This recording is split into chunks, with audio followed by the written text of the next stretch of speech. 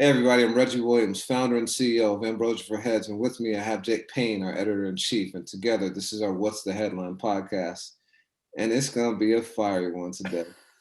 Oh boy, it's going to be feisty. Jake and I have been talking throughout this week about a couple things, a couple big things, a couple controversial things. There is squabble in the family this week. That extends to our family, Justin Payne, who is the company man. Justin Hunt. Justin Hunt. Justin's my man, but Justin Hunt is about to be in pain after this. Like, yeah, we coming after him. Like, well, I'm coming after him. Like, we're gonna have to have Justin on in the next week or two. He's been on in the past, but we've been having these debates in our text. So we got to bring him to the screen, and especially after his video that we supported last night, because I did not agree with it. But let's kick it out with something else, man. We got incredible news this week. Top Dawg from Top TDE, Top Dawg Entertainment, put out a tweet saying the wait is over, like all caps, OVAH with 5 exclamation points. And it set the world on fire. What was your first reaction? What did you think it was going to be when he first tweeted that? Yeah, I mean, he also had the the GIF of the loading sign too. Yeah. Like something big is gonna happen. Yeah. And I think that this tweet. Wait. First, let's set the table though. TDE, for those that don't know, Top Dawg Entertainment, the record label for Kendrick Lamar, Schoolboy Q, Ab-Soul, J-Rock, Sir, Lance Skywalker, Isaiah Rashad, SZA. A lot of great artists. So, all right, go. Yeah, I mean, and it's funny too. I think that the way we reacted is very emblematic of the AFH dynamic. Because when that happened, I thought it was noteworthy, and I immediately, put it in our notes for discussion throughout the week. But I thought this could be any number of things. I did not immediately think this is Kendrick Lamar, material. Whereas when we took it, I think, to group chat or any of the ways that you and I communicate throughout the week, you took it there. Yeah, I mean, that was typical. You're right. It's typical. Like in the past, you and I have, you've been much more, I think, hesitant to pull the trigger. And I got to say, you've been right a lot of times. A lot of times people done pump fakes and everyone else is like running. And, we've also talked about whether or not people's like attention to it was really just thirst and like clickbait, and there was no regard to whether or not it was true. It was really just, let's capitalize on the moment and the story and like, and take it, where it goes, and whatever happens is fine. No one's going to remember anyway. Sometimes there's legit excitement. I think I fall into that second bucket, and a lot of times I would go back and look at things and say, okay, here's this and this, and we'd have a debate. And sometimes you would come out right and win. Other times I would come out. I think that this is going to be one where we're going to have a wager. Typically you and I bet a drink, so whatever it is. I'm with it, yeah. Bet. Okay, so it's going to be Kendrick's album, yes or no? No. All right. Is it going to be Kendrick music? No. All right. Okay. So we got this bet? Oh man, this bet is on and popping because I believe with all certainty that new Kendrick Lamar music will be out within the next 2 weeks. Like I would bet almost anything on that. Well, and I like that, but let's hone in the bet a little bit too, because correct me if I'm wrong, Top's tweet focused on the next Friday, May 7th, right? May 7th, yeah. So, and our bet, and I feel like a lot of people have these similar discussions among, hip hop fans. Our bet is Kendrick, and I'll give you a feature, if it's J-Rock and Kendrick, Isaiah Rashad and Kendrick, I'll honor the bet gladly, but it's Kendrick or all else, right? I'm saying Kendrick Lamar music, like his song from his album or the album is coming out on May 7th. I'll give you a feature too, though. Anything, you'll give me a feature too? You know, Yeah, I mean, I'm gonna not turn down a feature. I don't even want a feature. Guys. okay. Now we're getting bold. Yeah, Okay, we're getting bold. Like straight, I don't even want a feature. Like if okay, it's a feature, you win. Okay. right. Anything else besides Kendrick Lamar music on May 7th, you win. Yeah. Or okay. Or an announcement about Kendrick Lamar music. Something official related to Kendrick is coming on May 7th. Yeah, but here's the thing is especially knowing that it's a Friday and knowing how, playlisting is working right now, I think this is music regardless. And you're right. And I'll honor that too. If it's a new J-Rock single and then an announcement comes with it with a build out, I'll give you that, especially since you were gracious enough to turn down features. I just I do think something's happening. And in a second, I think we should definitely talk about the history as it pertains to TDE with exciting the fans. But to the point that you made, I often admire you because I think that even though you are, a 20 plus year industry professional, you can still see things through the eyes of a fan. Um, Part of me gets a bit cynical at times, but also, I mean, you said it yourself, like we've been burned. And for me, I'm glad that I don't wear this hat quite the same anymore. But when I would see an announcement like this, that's all hands on deck. What does that mean? Somebody, top writers, I need to be around Thursday night at 11 on into midnight. And when you get messed with that or something doesn't happen, it definitely builds cynicism to it. But no matter what, I mean, TDE without a doubt is one of my favorite labels, and I really think that they've been, take away all the great music, I think they've been very phenomenal at finding a way in a very virtual world of exciting fans. And we're going to get into the history of that a little bit too. But you said it right there. You think this announcement pertains to Kendrick Lamar. Talk to me a little bit why, because I think with you, you're always so logical, you're always so researched. This is more than just a premonition for you. I'll get into that, but before, I want to know why you think it's not going to be. I think Kendrick Lamar deserves more than that. And I think historically, I think Kendrick is almost beyond that. I think this is one of two things. And this is me just straight up crystal balling. I think it's Isaiah Rashad music because there has been a giant wait for that. And that is the elephant in the room that nobody talks about. Everybody talks about Kendrick Lamar. You and I mean, here we are in May, and I think 3 different points throughout the year, we've kind of taken a time out to say, are we going to get a Kendrick album in 2021? Yeah, cool. But Isaiah is the one that people love, has a lot of history with this label, and has also kind of been a step apart due to his personal, things that he's been going through. And also he's the guy that, isn't from LA, he's Chattanooga, Tennessee. And I remember, there was a lot of speculation when they made that dope video. Excuse me, it was the Champions Tour, right? Where his jersey wasn't included, and everybody speculated Isaiah's off the label. We later found out, Isaiah was going through some personal issues, some mental health stuff and whatnot. I think this is either Isaiah, new music from Isaiah Rashad, or this is new SZA music, which is a weird thing for me to say because SZA is very much an A-list artist, very much, in her space, as commanding as Kendrick, but she's not a huge social media person, doesn't have a history of the sneak attack.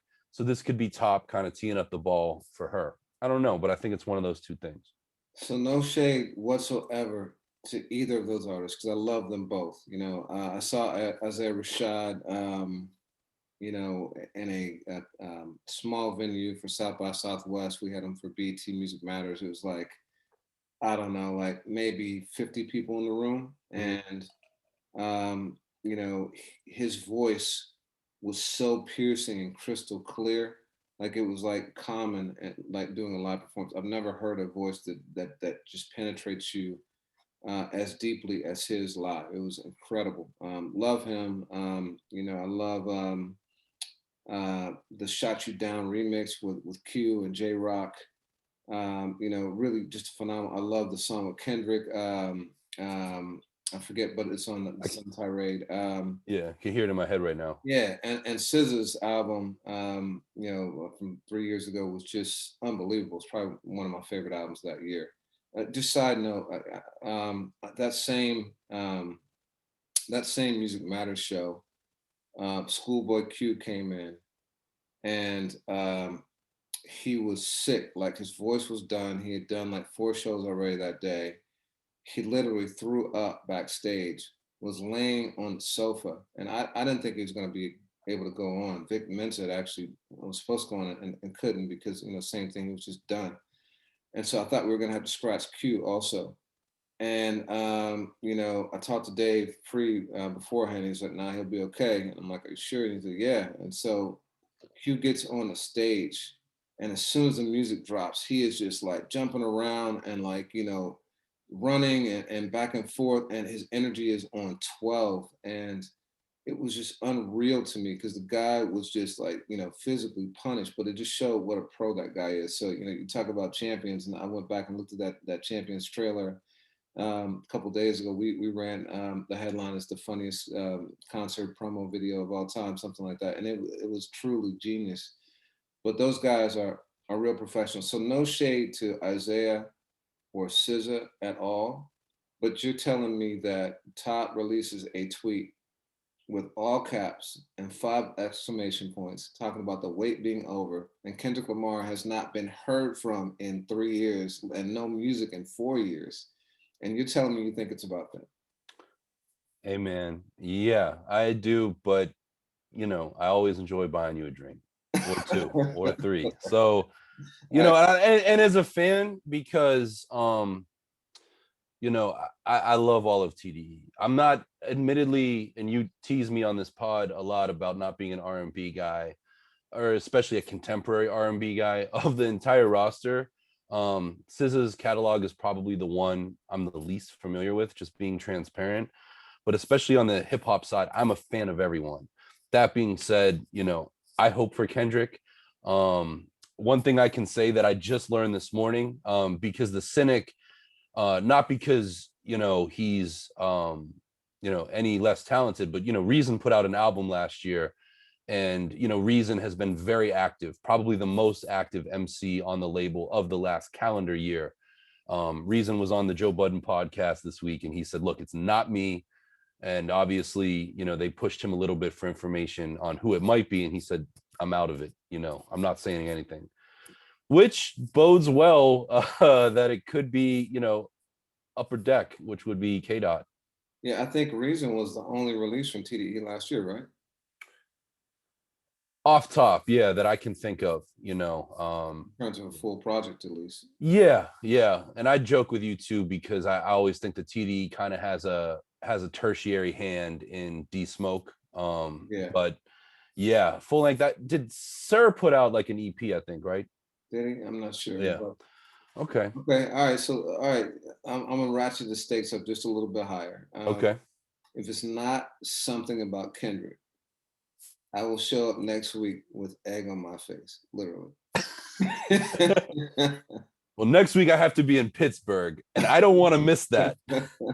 But if not, listen, man, Philly's a rough place. I don't want you showing up with egg on your face, because in this city, somebody will see that and they'll put more egg on your face. So, right, but so, okay, tell me though. I mean, really though, because you again, you have more than just a premonition here. Break it down for me a little bit. Why do you think that this is K Dot beyond just the fact that it's, you know, what, April last month marks, is it 3 years? yeah, it's 4 years. 4 shit. April 17, April 7th, 2017, that Kendrick released Damn. All right, so let's talk about the history of Top Dawg Entertainment's TDE's release strategy. Top has been very, very systematic in his teases and but also doing surprises, right? Like so, it started in 2013 is the first time, and you know, remember Kendrick's first album comes out 2012. Or I should say his first major release album. That's when kind of TDE was on most people's radar. Yeah. J-Rock was, I think 2008, 2009. They've been around for a long time, but they got on most people's radars in like 2012. So in 2013, after like Kendrick had a monster year, Q had a great year, so they were all like, hitting all of Black Hippie on all cylinders. Top put out a tweet in December saying, "We ran 2013 without dropping one album, right? They just did it with on tours. I wonder what's going to happen in 2014 when I drop six. They're not ready for this TDE high power takeover."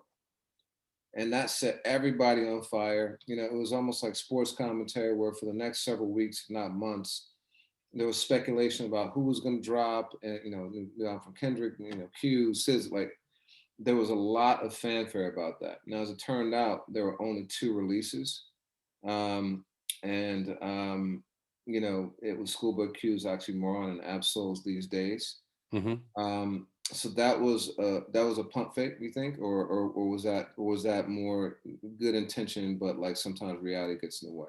Yeah, I think it's the latter. And let's not, I mean, we live in a different time before it was tweets and Instagram shares. I mean, how many times did you or I open up a Source magazine, especially in the late 90s, and you would see a label, hype up an album or give you a release date or give you a title, and that album never comes out? I mean, those are the things that we still talk about of like, I mean, the examples are numerous. You and I talked about K Solo during the Meth and Red versus, and in the back of the Death Row Records Greatest Hits album, when they would do the upcoming, there was a K Solo album on Death Row, never came out. So it's not something that's exclusive to TDE, but I think they had good intentions, and either the artists weren't ready, or with all that goes into albums of that ilk, it just, you couldn't do it. But yeah, promised how many and delivered two? He promised six, delivered two. Yeah. Okay. So that was okay. So that was definitely a disappointment. But then in 2015, we get word the Two Pimple Butterflies coming out, and I think initially the release date was supposed to be in April. But I remember distinctly, I was in a movie theater parking lot. It was a Friday afternoon. It was like 4 or 5 o'clock, and I was out for the day, and I get a text from you, I think, saying that Kendrick's album just dropped, and that was March, like 2 or 3 weeks in advance. Yeah. That was a sneak attack, and with zero, well, we'd had some warning, but zero warning that it was coming that day. So that showed that Top can be cagey and do things without any hint at all. What do you remember that day? That happened? Yeah, I do. And I can't remember if it was a matter of weeks or days, but it was definitely jumping the gun. And I thought it was exciting. I thought it was a time, especially as, a Black owned record label tied to Interscope, where they were flexing their power. Because as I remember the interviews that followed, the brass at Interscope was really upset about that. But Top was in a position to just pull the trigger, like you said, and release the album. And I thought that was really liberating. And obviously, as the case with most of Kendrick's music, if not all, phenomenal album. And it definitely dropped in the middle of March Madness too, because that day I was like, oh, I'll watch some basketball and all of that. And no, it was just like straight up, To Pimp a Butterfly all day. Yeah, and I think that was because of a leak. A lot of times that happens, a leak will happen, and they'll just like pull the trigger. But there's a theme that's going to start to manifest, and I'll get into it. But like with other artists, Top tends to kind of set the table and build in excitement, and he'll put out like that six albums coming out, or like Schoolboy Q is done. He'll name names. Mm-hmm. Kendrick, he tends to like not name names, hold back, and then do a sneak attack. So To Pimp a Butterfly is kind of the first example. The second one happens literally almost a year to the day later, March 2016. Kendrick drops Untitled Mastered. No like build up or anything like that, just boom. And that was an album that was a bunch of outtakes from To Pimp a Butterfly. And I won't even say like stuff that was that was left on the cutting room floor. I'll just say things that didn't fit the theme or narrative and overall story arc of the album. because the songs were incredible. There was a song that he had done on Colbert live, and you know, everyone was talking about how incredible it was, and he said it was never going to be released. It ended up being on Untitled Unmastered. He did a similar thing for I think a PBS performance. He had been dropping kind of new music just like in shows without any kind of like explanation or anything like that. Those ended up being on Untitled Unmastered, and you know, that was a second example of him doing a complete surprise attack with Kendrick. Now in 2016, Schoolboy Q starts putting out some memes, and one is of Michael Jordan, you know, the famous like, you know, crying face, but but his face is like wiped, it's like blank. And then another is Donald Trump, you know, and his face is wiped. And I got burned on that one, man. For Yeah, AFH, so talk about that. I got. That's probably part of why you're cynical. So talk about that. Yeah, I mean, those were critical years, and you know, for AFH and for me, um, you know, Schoolboy is obviously, you know, a funny, you know, humorous personality, but I took him at his word at that, and we covered the story, and only to find out, I think within a few days later, that he was just trolling the fans. And in my mind, what did you think it was? What did you think it was? What did you think the images were? I thought they, right? Yeah, I did. And I thought he was doing something like the Roots did with Things Fall Apart, where instead of, you know, iconic photography, I thought he was using like a series of different images that, you know, were kind of very much like popular mid 2010s culture and coming with this album. And it wasn't that. And, you know, I'm embarrassed when I'm wrong, you know, especially as a journalist. And I call myself journalism doesn't completely describe what you and I do as it pertains to AFH, but I feel like we've earned our fans' trust and respect. And when artists, and that has happened more and more, are trolling their own fans for the sake of excitement and, you know, a reverse, that one upset me. That one really just disappointed me that we published it, because you and I have a pretty good scope and a pretty good bullshit meter. And and we, not for nothing, as we've always done, we've corrected ourselves and let people know, like, hey, this isn't the case, this is the actual artwork, boom boom boom. Yeah, I mean, but to your defense, pretty much everybody in the space ran with that narrative that these were Schoolboy Q's album covers. In 2016 though, and I'm not taking shots, that's not good enough for me, because I think that a lot of the hip-hop media space perpetuates things that they know are bullshit, because it's page views and it feeds into the fodder. And that is also one of the things that I think has been interesting of this week's development, is a lot of places immediately took it there. Oh, this has to be Kendrick. And again, I'll own up to my cynicism, but I'm like, you know what? It's not like Isaiah Rashad is going to come in and a top dog tweet that gets everyone else talking and gets them prepped and primed for a Friday at midnight drop, and it turns out to be a dope Isaiah Rashad song. That still very much suits the TDE agenda, and that takes a darker horse artist within the label that is, you know, cult lauded, people love him, and it gives him the spotlight he deserves. That to me just seems like creative marketing in 2021. Yeah, I'll give you a lot of credit for that. I mean, you have, I think there were some Wu-Tang rumored projects coming out in the past, and you're like, nah, you know, I know this publicist, or I know this and that, and there's a lot of like, you know, chicanery, so I'm not going to go there, and you ended up being right, and other people like jumped the gun and maybe got the clicks, but then lost some credibility. I always appreciated the fact that you did that. But okay, so in June that happens, even though it isn't the actual album cover, is an absolute reference to what's coming, because you know, a few weeks later Q follows up with his album Blank Face LP. Mm-hmm. And it does have that kind of blank face like artwork. You know, so you know, I can't say that that was misplaced. It was just you know, maybe a little bit off target, you know. So yeah, and we're also living in a day where, you know, and especially with TDE, it's not like you or I over the course of our careers, both of us in very different ways have communicated with that camp and done things with that camp, but they are not the type of camp to confirm or deny. They lean into the cryptic.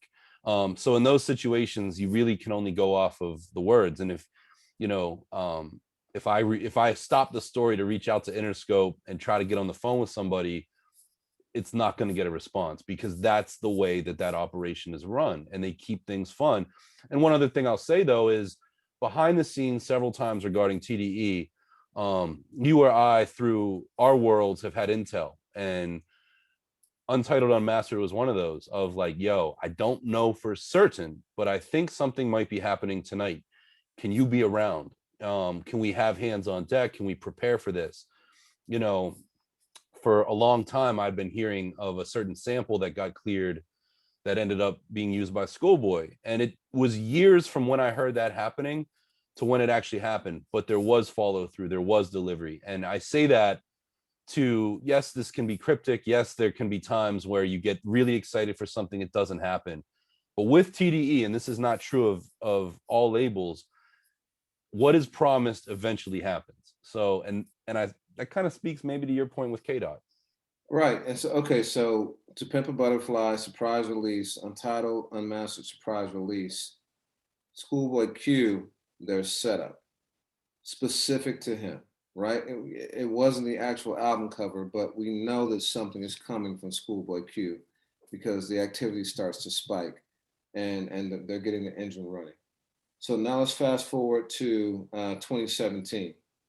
TDE puts out an Instagram photo with just the Roman numeral 4, IV. And now people think, okay, they're releasing Kendrick's 4th album because, that applied.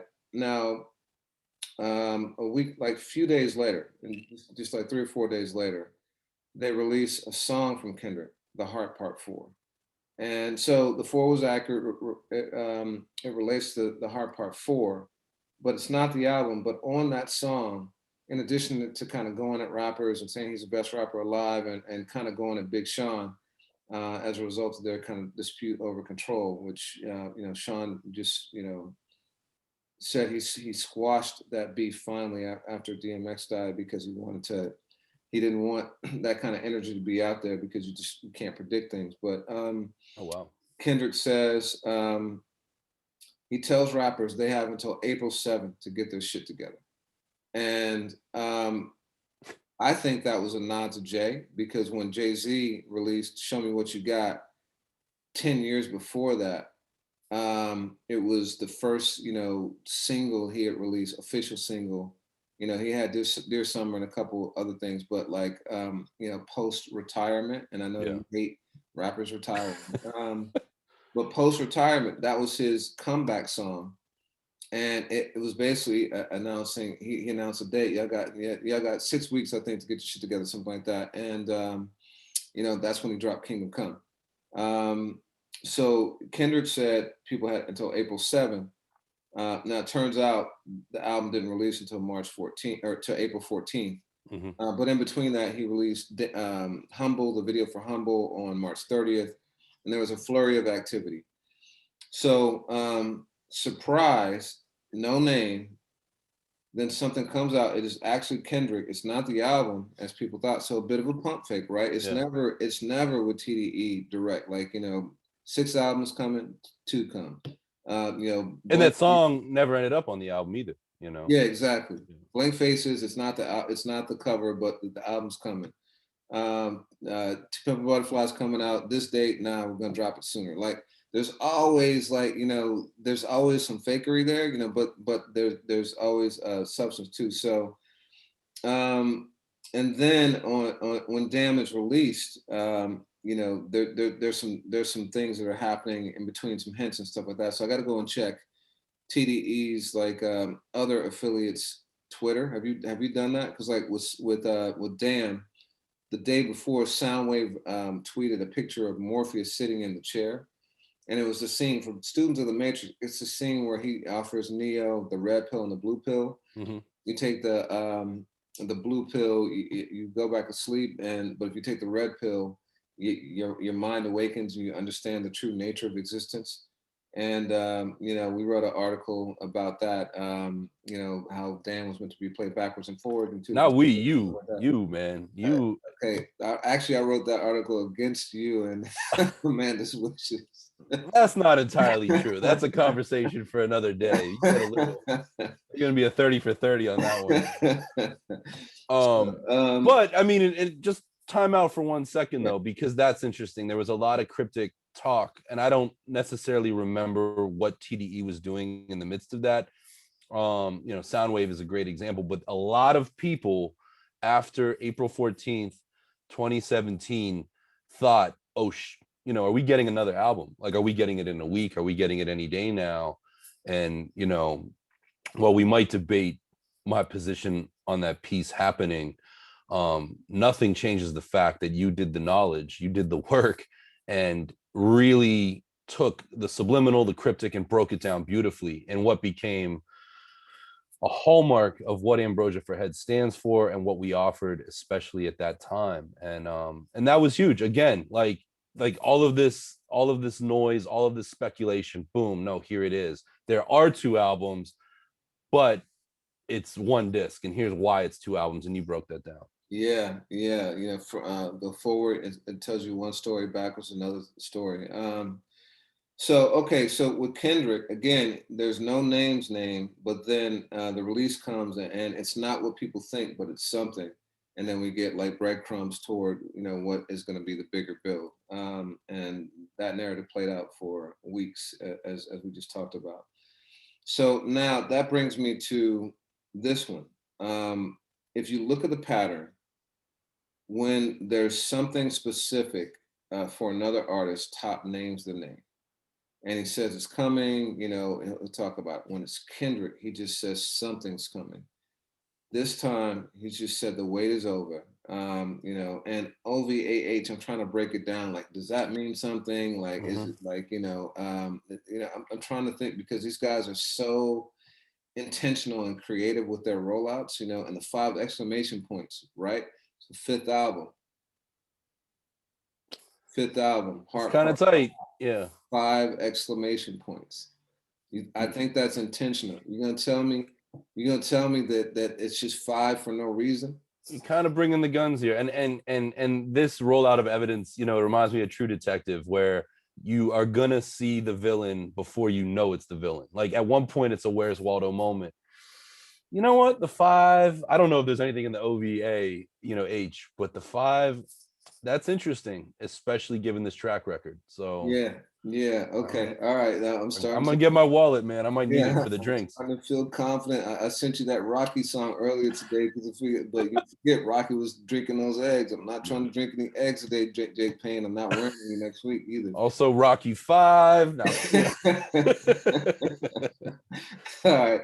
So, but okay, but the reality is there's been a lot of breadcrumbs leading up to this about Kendrick, and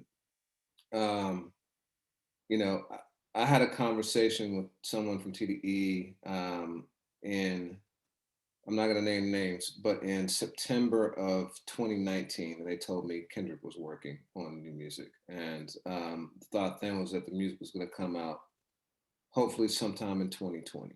Now, you and I have speculated that maybe he did have an album ready for 2020 and they put it off because, you know, touring is such a huge component of putting out an album like that, and especially with Kendrick, a guy who's not a prolific artist and putting out music like every few weeks, like, you know, other artists. For him, he's going to be very intentional with the rollout. It comes with a full 360 plan.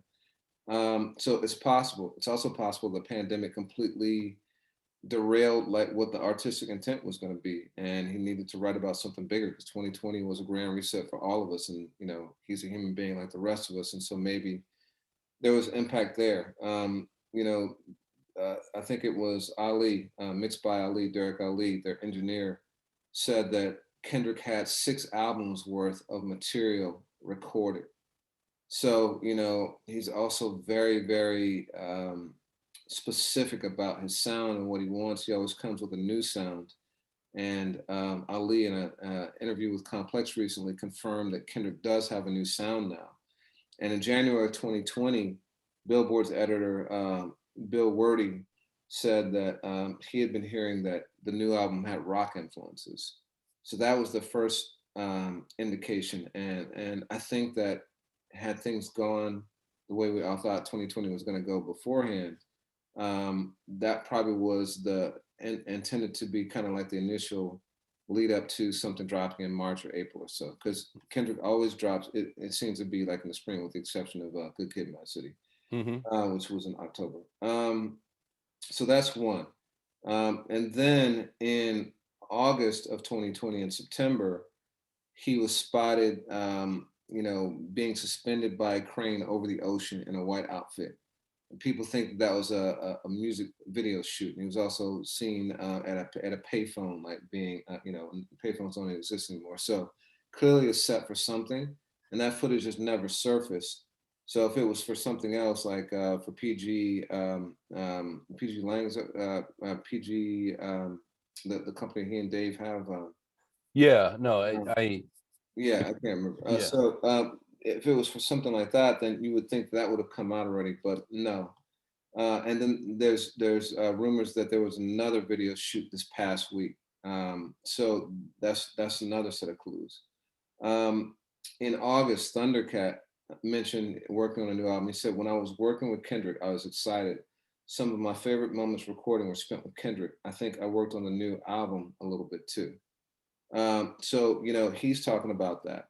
In January of 2021, this year, Karen Civil, respected like blogger and like hip hop personality, wrote. She tweeted Punch, the president of TDE, and said, "Can we play that new Kendrick you played me?" He replies, "Yes," all caps, exclamation point, soon. One thing we didn't mention is that part of the rollout for Damn was that they gave LeBron James a copy early, like a week early. And LeBron was putting out tweets of just snippets of the songs and like building anticipation. So on April 24th, less than a week ago, LeBron tweets, "Man, I miss at Kendrick Lamar, in dying needs of his gifts presence right now." And he puts up like some music notes. Gifts, presents, homonym. Yeah, spelled a exactly. presence, Yeah, and music notes and a pen, like for like pen games. So, is that coincidence that LeBron is starting to get in the mix and name check Kendrick like right now? And then there's a festival. I think it's in Amsterdam, Rockslide Festival. They put out in a release earlier in the year, 2 albums later, and with new material along the way, he's once again ready to take Rockslide's festival main stage with a concert that's likely to be one of the absolute highlights of the summer. So they're like 6ix9ine in this piece, just like I'm sure that TDE was not happy about that one. No. That's like, but again, it supports the notion that like he's putting out the album in anticipation of a tour. It's summertime, it's festival. A lot of people focused on Good Friday for the release of Damn, but it also coincided with Coachella and his performance there. And it was the beginning. That's festival season. It kicks off in late spring. So there's that. Before Untitled Unmastered was released, Top tweeted that a project was coming sometime that week. Again, didn't name names. When he names names, it's usually somebody else. When he goes nameless, it's historically K-Dot. Yeah. So I think all that, man, all that supports that it's Kendrick. Now, Isaiah Rashad, there's a couple things in his favor. You want to talk about that? Yeah, I mean, Isaiah in 2019, he announced that he had quit drinking. He did an interview. I forget who it was with. We got the link from Hip Hop DX, but he said that he had an album ready for January of 2020, right? Yeah. Which again, 2020 was a different kind of year, and you mentioned some good reasons. I also think that not every album is meant to be enjoyed in quarantine. And yes, both K-Dot and Isaiah are cerebral artists, but you listen to a song like "We Gonna Be All Right," that song thrives when you hear the person next to you feeling it and you feel it. And we're not in a time where you can do that. He also said that that he, was just in a really good place. And I know when that video happened, people speculated that Isaiah was not, that he might be like one of the first artists to leave TDE, and he killed all that talk, for lack of a better. So I mean, it's been a really long time, and I remember Absol went through kind of a 2 or 3 year period, 3-4 year period where he didn't put out music, and then we got some joints. I just lean that it's Isaiah. I don't know, but I will say this, Reggie, you make a very, very, very convincing case on your behalf that May 7th, and shout out to you if you're right, because there's other people. I saw Z, the editor-in-chief of DJ Booth, said it's absolutely not Kendrick, and he was implying that he had insider information. I thought, wouldn't it be something if you were right and myself and others are wrong on this one? Yeah, we'll see, man. We'll see. I will say that at this point, given the 4-year absence, the excitement, the stature of Kendrick, not only within TDE, but in the culture generally, I kind of feel like if it were anyone else, it would kind of be clickbait. Word. Yeah, and one other thing I want to add too is we often talk about the competition between TDE and Dreamville. And Drake was one of the people that also came in and kind of did the sneak attack. I mean, those have been happening, but when he did the, when you read this, it's too late, in early 2015, if I'm not mistaken, that that elevated things. And then 3 months later, you had Kendrick with To Pimp a Butterfly. I thought Dreamville did something really dope where they let everyone know that there was an album in the works for Revenge of the Dreamers 3. And they sent these invitations across the industry, and artists were posting them. And you had Ludacris and Big Crit and Rhapsody and the whole Dreamville roster and Griselda and all these people at Tree Sound Studio in Atlanta over the course of weeks. And then they came out with all these songs, and then they released one batch and then did a supplemental. So getting back to TDE, I think that TDE has to innovate when they see their best competition finding a way to engage fans, make them excited without just sneak attacks. So, I mean, this could be big guns. I mean, there's a chance, truthfully, that this could be more than a single. I mean, this could be something much bigger, regardless of who it is. So it really, really, really just whets my appetite. And I know Thursday night, you and I will be in the group chat at 11:45 waiting for it and seeing who's buying who some beers or mixed drinks. The 5 exclamation points, I think that's going to be critical, but we'll see. We'll see. So, one of the things that's kind of interesting too is, and I wanted to talk about it on here a few weeks ago, and due to far more pressing issues, we've had other fodder, but you mentioned Mixed by Ali. One of the dope things is that Mixed by Ali bought Can-Am Studios, which was where Death Row recorded, I believe, starting around Doggy Style through till the late 90s, all of those classic albums. It's in Tarzana, California, which, as we talk about everything else, could you imagine? And I know that Top and Punch and a lot of the folks at TDE often downplay the comparisons of TDE to Death Row, but there are some comparisons that I think are worth, celebrating on the music front and on the unified front of just great artists and different genres and folks coming from different cities. Wouldn't it be something if this is the first Kendrick Lamar album that's been recorded where Pac recorded All Eyes on Me, where the Dog Pound recorded Dog Food, so on and so forth? That could be crazy. Yeah, that's insane, man. Snoop, I actually saw Snoop at a Revolt music conference back in 2019, and he said that TDE was a better version of Death Row. So obviously the gangsterism and stuff like that, there's no comparison there, but like the music, the impact on West Coast hip hop, on all hip hop, the comparisons are the favorable comparisons, I think, are there for sure.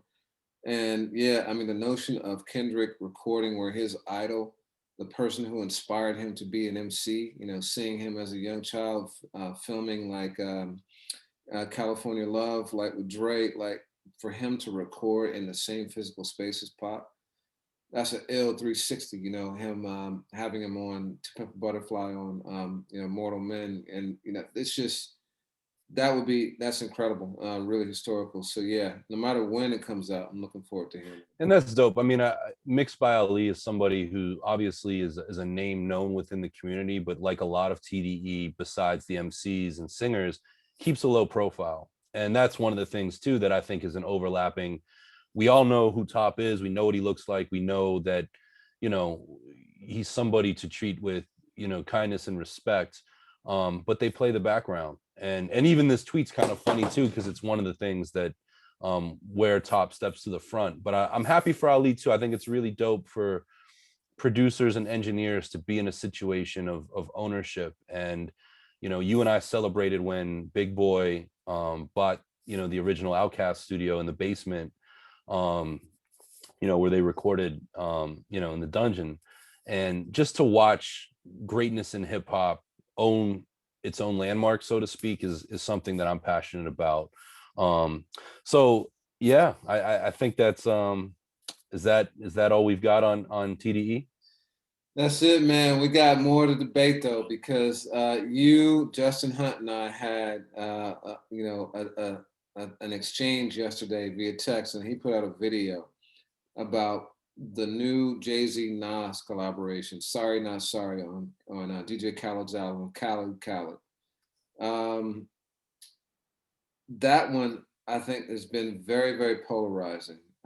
First of all, did you like the song? I like it. I don't love it. You like it, you don't love it. What okay, what break that down. What is it, the track? Is it the verses? Is it both? What is it about that makes you just kind of okay about it? I don't know. I mean, honestly, I love, and you and I talked about this last year. I love the song Success. I love Jay's verse. I could do without Nas's verse. I think these are two living, breathing goats who just don't make phenomenal music together. I think, you know, I certainly take this song over, you know, Black Republicans, some of the other intersections that they've had over the years. But it's that kind of sleepy, drumless energy. There's some great, you know, there's some great lines in there, as of course you're going to get, but it just wasn't it for me. And I liked it. I've played it 15 times since it dropped 72 hours ago.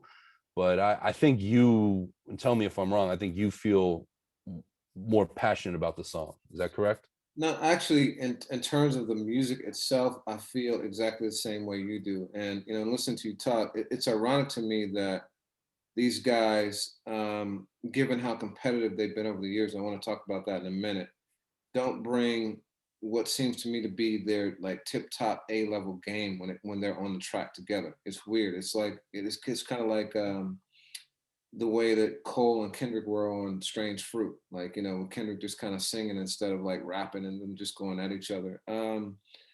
Uh, you think about like when Jay is on a track with Drake, like you know, Pound Cake, one of his best verses in years, just murdered it. You know, you think about when he is on the remix to, you know, "Bitch Don't Kill My Vibe" by Kendrick. Yeah.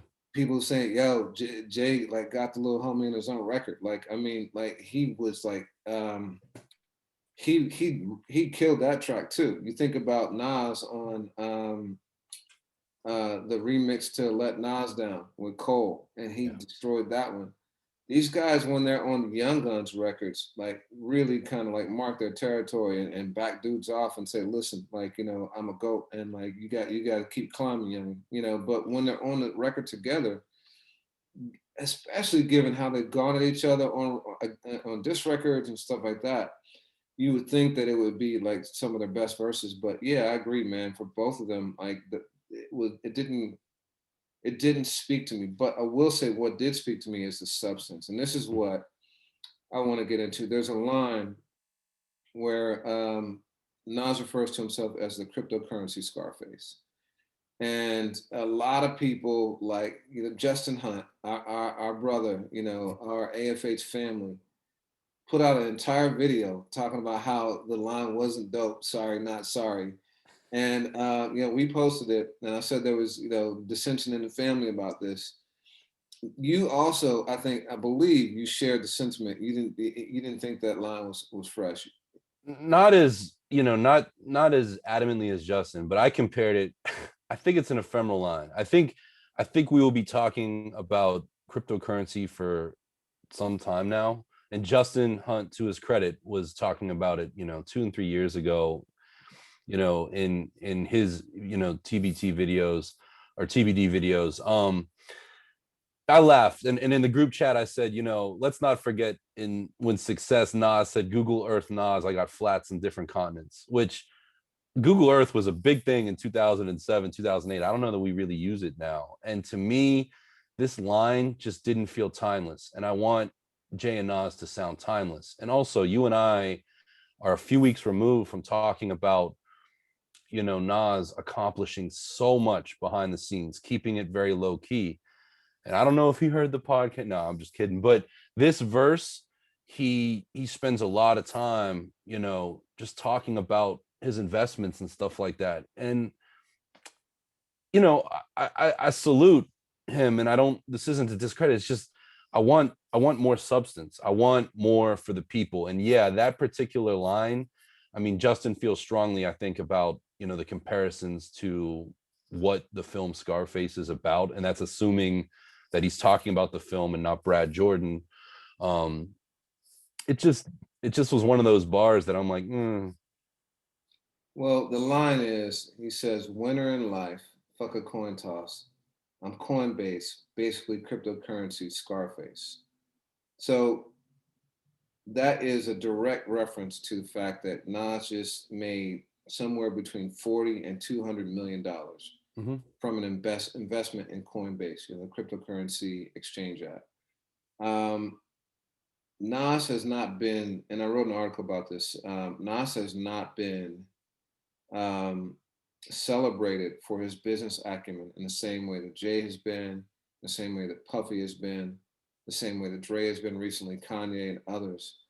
And yet he has quietly been making moves that are, and you wrote about this, or you a little bit on Facebook. You said that are moving him toward being hip hop's next billionaire. So the fact that he can do real talk, and I think that's what makes an artist great is when they talk about real things. That's what speaks to people. And these guys talked about in the past, like selling drugs in Jay's case, and doing dirt in the streets and stuff like that, or seeing dirt in the streets in Nas case. But they're in a different stage of life now. Yeah. They are doing the things they're talking about. They are being angel investors and investing in entrepreneurs and helping other people realize their dreams. They're, making business moves that are landing them hundreds of millions, if not billions of dollars, as Jay talked about in his verse. So I think it's sad if people can't embrace them talking about positive moves like that, um, and and they have to they celebrate the moves they made back in the day that were more focused on like criminal activity. Like I don't understand why artists can't grow and be celebrated for the things that they're doing now, especially when they're positive things and inspirational. I would hope to people Yeah. who hear it. I mean, that's a very valid point, and I don't want to sit around and the Nas and the Jay that I celebrate isn't just the guys doing dirt. I just it just didn't seem like on brand for Nas. Now, mind you, I mean, and I'll take it one step further. Nas has referenced Scarface throughout his career. I mean, even the It's Mine collaboration with Mobb Deep was to the theme music of the film, the 1983 version. He's made a lot of references to plot points in that film. So to your point, to spin it and say I'm a kingpin, but it's not for blow, it's not for this, that, or the third, it's for crypto. It's kind of cool. The line didn't stick to my ribs, and my favorite line in the entire song is when Jay says, what does he say? I like myself right now. I'm paraphrasing, but I thought that was a cool sentiment of like, yo, I'm all of these things, but I also like I like who I am right now. To me, that sticks to my ribs in a different way than somebody flexing a couple weeks after we talk about how they do it low key and comparing themselves to a film that I'm not sure has aged the best. I don't know. I mean, and I think Justin took it way deeper than I did, but in the group chat, I definitely sat at his side of the table more than yours. Yeah, I mean the Scarface reference, it's medicine to food. Like, it's a timeless thing in hip hop. You know, like you said, he's being a kingpin. You know, you said something. I think it's Esco mode. Like Nas and Esco mode has been polarizing for people. Whenever and Esco, Escobar season has returned. Whenever he goes in that mode, um, it's controversial because people are used to Nas being that rugged, like no chain wearing dude. But the reality is he's always had both those sides, or at least Word. it's like, you know, since it was written, he's definitely shown that flashy side, and It's a so great it's not point. unlike him. I do think it was interesting in Justin's video. He said that he showed a clip where Nas said that he rewrote his verse after hearing Jay's verse. Oh, wow. And one of the things that I pointed out in the article is that they're competing on this track. First of all, they've competed for years. Everyone knows the beef, but it's insane the amount of times they've competed on album release days. There are like 6 different times over the years where they've released a project or a song within 3 days of one another, dating back to 2001. It's insane. People blame it on Jay, and there's an argument they both knew their release dates, but toward the later years, it's Nas having his release date planned, and Jay is doing like text, like when I think it's on when Nas released Nasir Yeah. on June 15, 2018. The very next day, Jay and Beyonce released their surprise album, Everything Is Love. On July 19th, Nas released The Lost Tapes 2. On the same day, Beyonce released The Lion King, The Gift, which had Jay on it. That had to be planned. Yo, I'm gonna stir the pot one further though. This week, and I gotta attribute this thought because it's something that went completely over my head. So shout out to Rory from the Budden podcast. But so this week, right before this song, which came out on Friday, so I guess Wednesday, Thursday, Jay, as he's been doing, throughout his run at Tidal, curates playlists. So he curates a Nas playlist. Did you see this? Yeah, I know he did his favorite songs from Nas. Yeah, But it's always curated by Jay-Z. This one lists the actual playlist is curated by the God. So, and it begins the playlist. There's 24 tracks on it. The first 3 are the first 3 songs of Illmatic. Of the 24 songs, 9 of them are from Illmatic. That includes both remixes of One Love. There are 2 songs at least from the recent albums. He's got Car 85 on there. He's got Cop Shot the Kid. But even that, if you're Nas, there's something funny about this at 5 feet away from it, because Jay is also the guy that told Nas he had one hot album. yeah, And he spends the playlist, and every other playlist has been curated by Jay-Z. This one's curated by the God. And then you've got Nas album, God's Son. Like, I mean, come on. It's funny. And I don't know if these guys, I keep using this verb, but like lean into it. But there is this big brother, like, dynamic that just cracks me up. for sure. And they're going at each other on these verses too. Nas is talking about his wealth because Jay is opens up his lines with talking about like people being mad because he made $1 billion and he just made another $1 billion, and that's 2 B's. Oh wait, no, it's 3 because you forgot about B as in Beyonce, and and then she calls in. Yeah, exactly. So clearly, and Nas, I think that's what inspired Nas to, since he rewrote his verse, to start talking his money game. I'm curious as to what he was writing about before that. So yeah, there's 100% competition there. You know what I mean? But I love the fact that these 2 guys, instead of tearing each other down, talking about each other's lips, and having sex with each other's significant others and stuff like that, are now competing with each other to build wealth and prosperity, also making sure that they let people know that they're helping others around them to succeed and become wealthy, and also investing in other people that they don't know to help them succeed. Like, I'm all for the messaging, right? Like, to me, that the music is like is background. Like, it's really about the messaging, and these two wealthy, supremely talented Black men who have flipped their art into business prominence, doing it at the highest level. I'm all for that. Co-sign everything you just said. It's an interesting, and I asked myself this too, does a song like this live on albums from either of them at this point? Or is Khaled the perfect vehicle for them to show the union, show the growth, show a unified, albeit competitive front?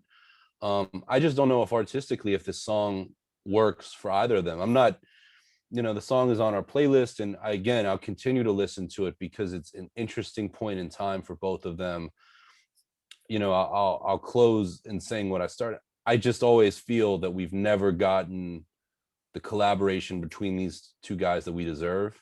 And if this is the one of the positives that they are offering the world, I take it. But at a hip hop MC level, man, I mean, what Jay has done with Beans or with Scarface, I mean, a host of people in every different decade, and what Nas has done, it just somehow they get a little bit lost in the lights with each other. I don't know.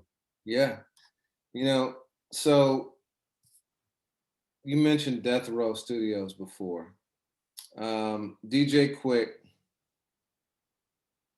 recently burned his Death Row royalty check on video, like literally set it on fire. On the grill.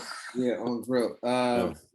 And it's because he doesn't believe he's been properly compensated for all that he's done for Death Row over the years. Now, you've been talking about this. You've been a student of this for years. So you want to talk about some of the things that that the people probably don't know that DJ Quik has done in the history of Death Row? Yeah, it actually fits into what we're talking about too. I mean, somewhere in around 94, Death Row is just like full steam ahead. This is pre-Tupac.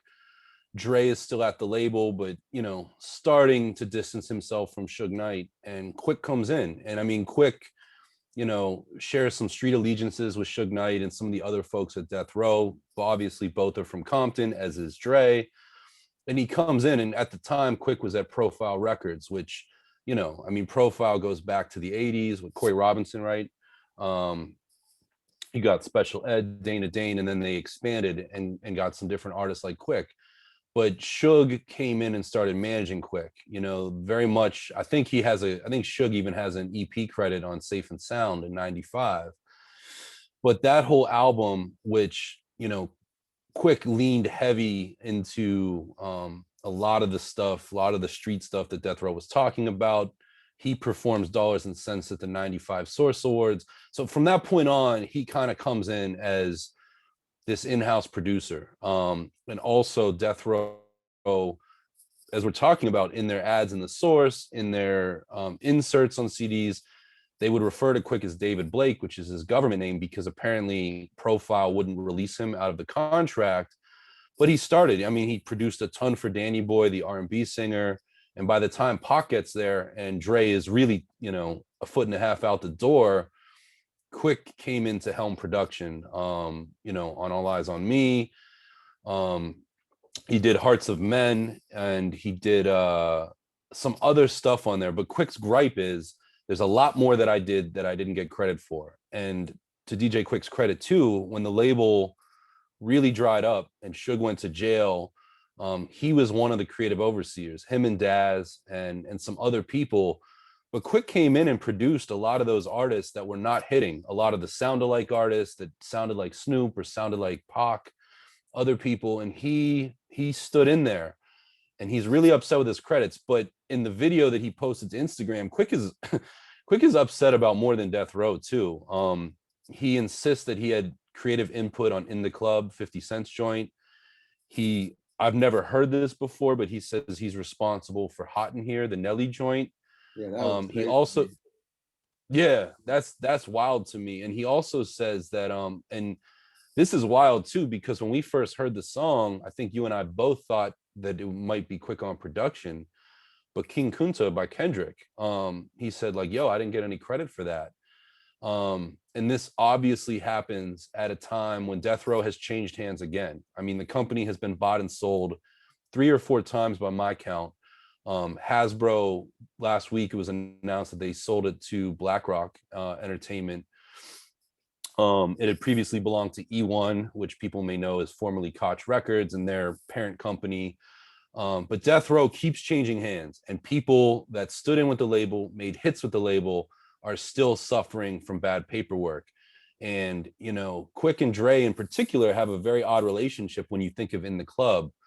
If I'm not mistaken, Quik appeared on a song by Eric Sermon called You Ain't Fresh, which was a song that was a diss to Dre back in like 2000, 2001. And after that, both Eric Sermon and Quik had worked with Dre on different projects and Aftermath on different projects. But it just shows that, you know, there's band-aids on a lot of these relationships, and Quik is really upset. And my, you know, all of that can be disputed, I'm sure, but my one takeaway that I wholeheartedly agree with, and I venture to bet you do too, Reggie, is that, you know, Quik is a giant who does not get the credit that he deserves, literally or figuratively, in this music thing. I 100% agree with that. I mean, you know, everything from like Truth Hurts to, I'm so addicted to, you know, his work with Talib, and he's just so talented musically, and such an architect of that sound. Everyone, you know, talks about Dre and G Funk, but you know, to me, you know, we talked about Shock G last week, but DJ Quik is right there too in terms of being one of the pioneers of that entire West Coast sound that has built, even if he hadn't worked directly with Kendrick and others, like it's clear that his influence and legacy is something that has spawned an entire generation of artists. So yeah, I mean, I get it. I think it was dramatic to burn the royalty check, but it gets attention, and truthfully, it probably wasn't that much money anyway. You know? Yeah, you couldn't really see it in the thing. I laughed to myself because obviously you could do mobile deposits. It's not Yeah, bad. exactly. I was thinking about that too. But I'm going to take Quik at his word, and I've spoken to Quik a few times over the years, and he's been nothing but gracious to me. And I look at him, and yeah, I mean, he is somebody, from all that I understand, who has walked it as he talked it, but he's also very, you know, he can certainly sample and injected the funk in. You know, you talk about an album like Safe and Sound and the ones prior, but also the way that he could orchestrate live instrumentation. I mean, another one of the joints he talks about is R. Kelly's Home Alone, which again is another one of those records that I just always assumed that Quik had produced. And I think it was credited to G1, if I'm not mistaken, who was one of Quik's right hand people. But I mean, this is a guy who helped give the Ruthless, you know, Eazy's Ruthless a sound later in life. Death Row, Aftermath, like you said, Talib Kweli. I mean, he did the Fixers with AMG, which I mean, that sound was super futuristic for its time. I just look at him as one of the most interesting people. And Quik has had interviews over the years. He's threatened retirement. I remember he allegedly sold all of his equipment a few years ago and said, "I'm done with this." So he's had public displays of being frustrated. I just hope that people use this opportunity to give him his flowers. And as Death Row changes hands, from what I understand, and this has happened before, you know, there's a whole vault. There's all of this music that we never got to hear, or that was B-sides or whatever. And from what I understand is the new company plans to release albums from people like RBX, Lady of Rage, Daz, and Corrupt.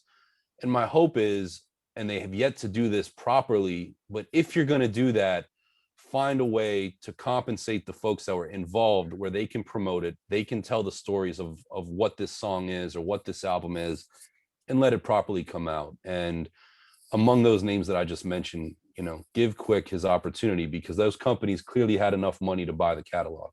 Yeah, word. That would be dope to hear that, and that speaks to your point earlier about, you know, albums that were promoted and that never ever came out. So I remember some of those releases. There, you know, even like the Dr. Dre Ice Cube collaboration, Helter Skelter. Helter Skelter. Yeah. You know, yeah, that's ill, man. So bringing it back to that discussion about TDE, there was some news about Damn this week. You want to break that down? Yeah, every song on the album has been certified. And I know that, you know, legacy artists are often frustrated with the new roles of streaming where, you know, beyond just downloads, like paid downloads or physical sales, you know, streams can propel a song or an album to gold and platinum certification. But every single song on its own merit, beyond just the album on Damn, is gold or platinum. And that is the first, as I saw in the report. That's crazy, isn't it?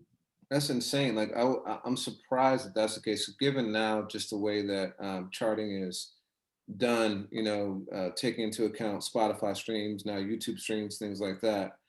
You would think that most projects that are really popular would have that be the case, especially for an artist like a Drake. You Yeah. know, so I'm surprised that that's the case for Dan, but it speaks to the fact I think that unlike most projects where there's filler, you know, an album and songs you can skip through, Damn was meant to be consumed as an album, and Yeah. so most people probably listen to it from front to back, and now, you know, to our point, back to front also.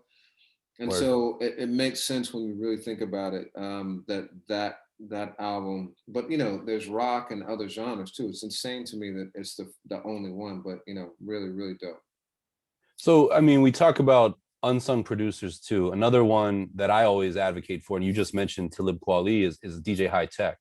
You know, who, you know, for folks that follow the underground in the 90s, produced great joints with Mood out of Cincinnati, where Hi-Tek is from, but then really, you know, earned his bones on the Black Star album, did Definition and some other joints, Respiration, as well as, you know, quite obviously Reflection Eternal, which he's one half of. And you and I have said it numerous times on the show, but People's Party with Talib Kweli is something I check for on a weekly basis. Talib brings great research to the table. On the recent episode, he had Hi-Tek on, and it was cool to watch their rapport. They were honest with each other too. That, you know, I think as two strong creative people, there were times where they got a little edgy with each other, but there was very, very clearly a brotherhood there, and it was just a great discussion. But they announced somewhat formally that there would be a third Reflection Eternal album, because obviously we got Train of Thought in 2000, which you and I spent some recent time talking about in our podcast on why Y2K may be hip hop's greatest year. And then they came back again in 2010 with I think it was called Revolutions Per Minute, and that was the joint that has one of my favorite posse cuts.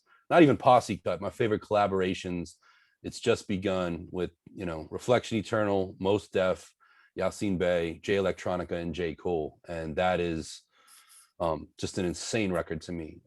But I also thought that album, well, it had some highlights. It didn't fill my soul in the way that I might have hoped. So to know that these guys are coming together for a third album, and they talk about it several times on the pod, so I have to believe that it's true. That just excites me, because that's my formative years right there. Yeah, you know, I love it when artists come back together after some time. You know, I think there's been a lot of growth on both their parts, and so I'd love to hear kind of what they cook up. You know, I know a lot of people always talk about like having Yasin Bey, you know, Mos Def and Talib come back together as Black Star, but I actually think that Talib did some of his best work with you know, with Hi-Tek on Reflection Eternal, so I'm all in for that. You talk about unsung heroes. So some people that we don't showcase on AFH, and you and I like have very diverse tastes. You know, AFH is, I think, encompasses a lot of our musical taste, but by no means is it all of it. But we know the brand, we know the audience. But you know, one of my favorite artists of the last 10 years is Young Thug. I think he's incredible. The first song came out, Lifetime, like, you know, couldn't understand it. You know, I thought it was gonna be a fad and everything, but then I started to really see how musical he is, and there's just so much stuff that he's put out that I love.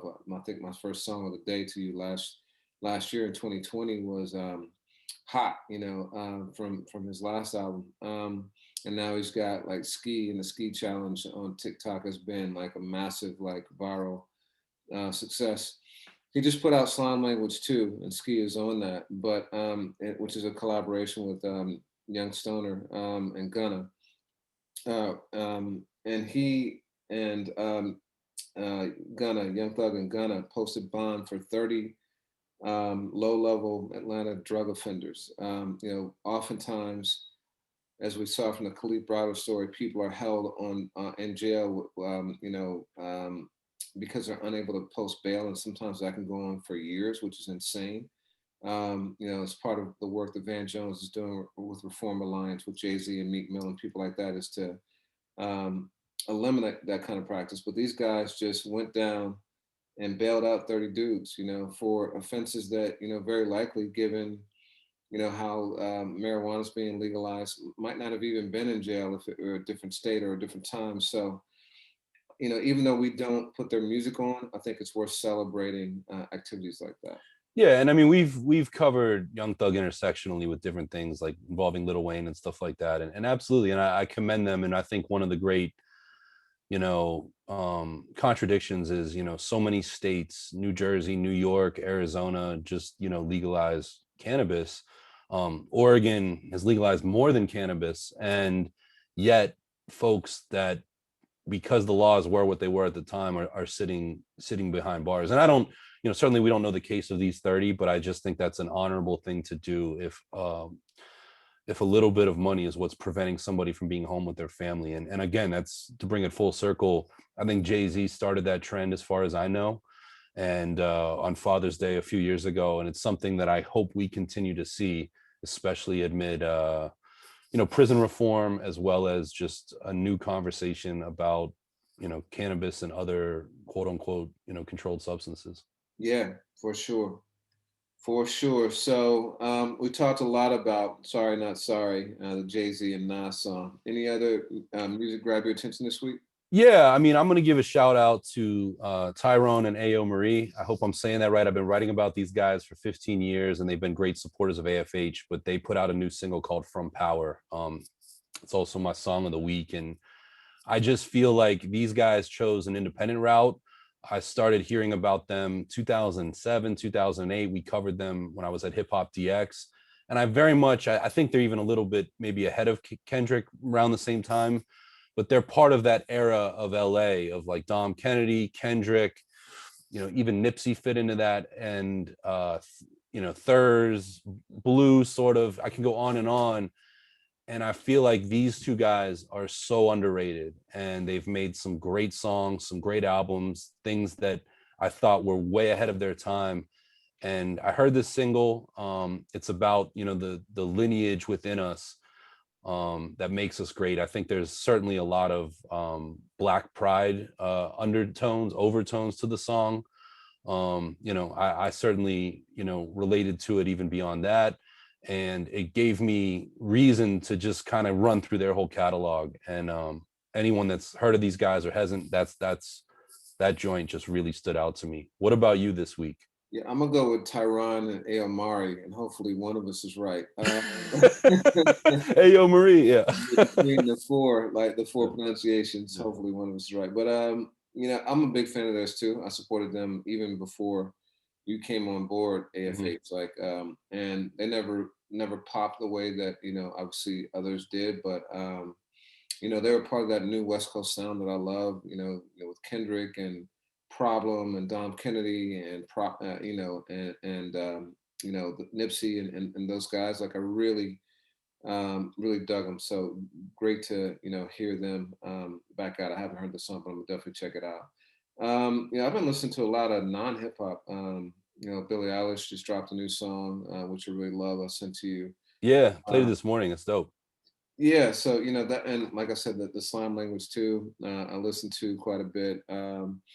That's pretty much it for me. Still bumping the Crisis. There was so much stuff over the last couple of weeks. Oh, one thing I will name check is J Period. J Period DJ. For Black Thought, when he does his solo things, they have a mixtape series, live mixtape series, which is phenomenal. He's just had his hands in so many dope things over the years. Has been a real friend to us. Helped me interview Black Thought at Dilla Weekend a few years ago. I think he's helped you interview folks in the past too. Yeah, Jay, I mean, I always, and I'll say it publicly, and I've said it to Jay, he is my favorite mixtape DJ. I came Yeah, and people don't even realize J Period came into the game as a Zion I affiliate. You know, I think he did scratches on some of their albums. He's got roots in the Bay Area, also roots in LA. But he's been Brooklyn as fuck for like the last 20 plus. And he did a best of Big Daddy Kane CD like 2002, 2003, and I bought it somewhere, Sandbox Automatic or Hip Hop Site, and I loved it. It was the most comprehensive mix of Kane, and it was more than just a compilation of dope songs. There were edits, there were new instrumentals, there were blends, there were freestyles. And at the time I was coming into the game, and I reached out to him and I was like, yo, can I interview you about this tape? And he was gracious enough to get Kane involved too. And I mean, I'm 18, 19 years old. I'm blown away. And throughout the years ever since, I've been a frontline supportive of Jay, and I believe that, you know, he's been one for me. And it's been really great to watch him go from mixtapes, which he continues to drop, very conceptual, thought out, from artwork to, you know, the rollout. He was very much on the zip drive game, like when the CDs dried up, to now album making. And I don't want to interrupt you, but he put out, you know, very involved with Hamilton over the years and the Hamilton mixtape, but he put out a new series this week with Story to Tell. Yeah, you know, I interviewed him and Mumu Fresh and Pharaoh Monch once too. Like, just really been, he's been a cool affiliate for us. But yeah, so that I listened to the project, the EP. The first song has got an intro from Dave Chappelle, and then features Black Thought. You know, he's got a really cool cameo from Cool Bob Love, aka Babito Cucumber Slice. You know, there's a song with Masego, which I love. With Shad too, right? Shad too, Masego and Shad, which I added to the playlist. There's 2 songs I added to the playlist. So and he's got Lin Manuel, you know, to your point, is on it as well. So it's 6 songs, only 12 minutes. I played it in the car, and it ended after 6, and I was like, I thought my connection was going to be, Yeah. but I hadn't looked at the track list. So real quick listen, but you know, really enjoyed it. So you know, shout out to J Period. And we'll be getting more volumes, I have no doubt. And yeah, Joel Ortiz has a dope verse on there too. So yeah. So all that said, what's your song of the week? yeah, man, I'm gonna go and I'm gonna say it a little differently this time. Tiron, and how'd you say? Ayomari. There we go. Marie sounds a little bit too South Philly, you know. But you had me listening to the Rocky theme song this morning, so I got it in me. What about you? I'm gonna go with a song by Yuna. Really dope artist. Love her. She's got a song with Little Sims called Pink Youth. She has a new album called Rouge, or an album called Rouge that was out in 2019. And I just discovered it, and yeah, that song is dope. So I'm gonna play a Yuna. I don't think people realize she was down with Star Trek, right? Yeah, back in the day. Yeah, really dope artist, man. Did joints with Premier too. Yeah, exactly. Yeah, she's in that Janae Aiko kind of vein, but really dope. So yeah. Man, well, it's good to talk about the positives. Yo, folks, let us know what you think on this Jay and Nas thing. Let us know what you think on TDE and our bet. And one of us is going to be buying the other one some drinks soon come. For sure. All right, man. Peace. Talk soon. Later.